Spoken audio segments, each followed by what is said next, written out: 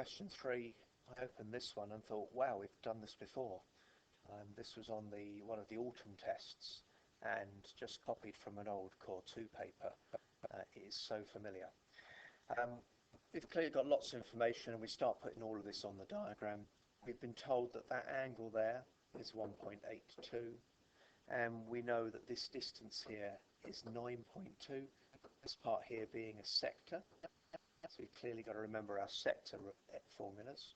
And then this part here being 10.7 and this part here being a triangle. So we've got two triangles and a sector. The first thing, really got to remember your formulas. If you don't know your formulas, just leave this question. The first formula is that the arc length is r theta. That will give us this part here. So that's just 9.2 times by 1.82. So that bit there is 16.44. That's that first part. Next, I want to know what this length here is. So this is a little triangle. And if I'm going to do a little triangle there, I'm going to use a little cosine rule. But I need to know what that angle is.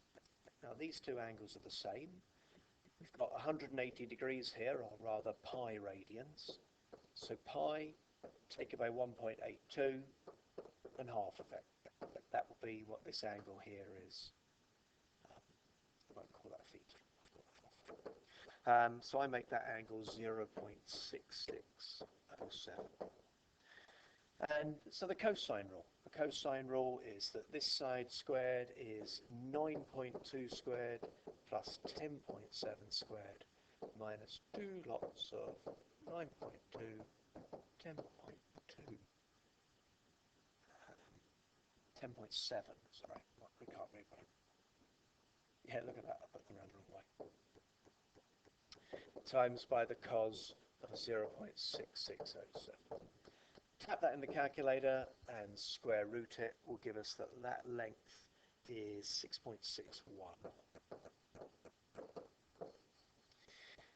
So what have we got? We've got to do the perimeter of the whole thing. Let's work out. So the perimeter is that bit there, 16.744. That bit there, 6.61. That bit there, another 6.61. And this bit here, from there to there is two 20.7s, two 10.7s. So we've got another 10.7 and another 10.7. Grand total of all of that is 51.4. Now I confess the first time I did it I forgot to include all of the bottom bit here and I just worked out around the outside. So we've got that bit there. Now 4 marks for finding the area.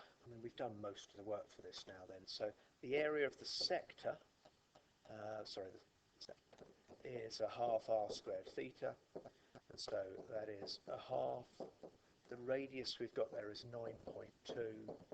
And theta this time, that's that one there, was the 1.82. So half r squared theta, that gives us 77.0224. And then the triangle. The triangle is half AB sine C. So we've got half 9.2, 10.7 times the sine of the angle between them, 0.6607. And that works out to be 30.208. Of course, there's two triangles, so times that by 2, and we can just about squeeze it in.